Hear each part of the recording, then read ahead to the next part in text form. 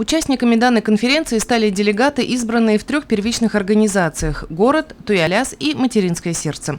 В этом году в общество было принято 28 человек с ограниченными физическими возможностями. В своем выступлении Минза Латипова, возглавлявшая в последние годы общество инвалидов, отметила, что ее подопечные стараются участвовать не только в городских, но и республиканских мероприятиях. Примером тому стало 3-е место в республиканском туристическом многоборье. В обществе функционирует спортивный клуб уже со дня работа, наверное, Галисы Петровны, это «Пилигрим».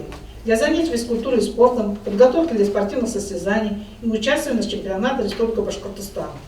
Занятия инвалидов физической культурой и спортом, участие на городских и зональных соревнованиях расширяет их функциональные возможности, оздоравливает организм, благоприятно воздействует на психику, мобилизует волю, возвращает людям чувство социальной защищенности и полезности.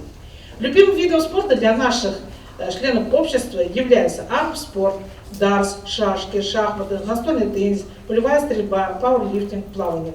Председатель Башкирской республиканской организации Всероссийского общества инвалидов Олег Львович Ротов высоко оценил работу, которая проводится в нашем городе, и порекомендовал другим организациям перенимать опыт работы Минзы из Кужевны.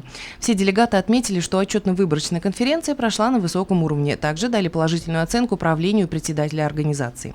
Несмотря на все заслуги Минзы Латиповой, в этот день был избран новый председатель общества инвалидов. Им стала Яшкова Юлия Павловна. А Минза из Кужевны Латипова будет продолжать работу в должности заместителя председателя общества. Алина Полянская, Альфия Янчурина, Дамир Хайбулин, Любовь Карпова, телекомпания СТВ.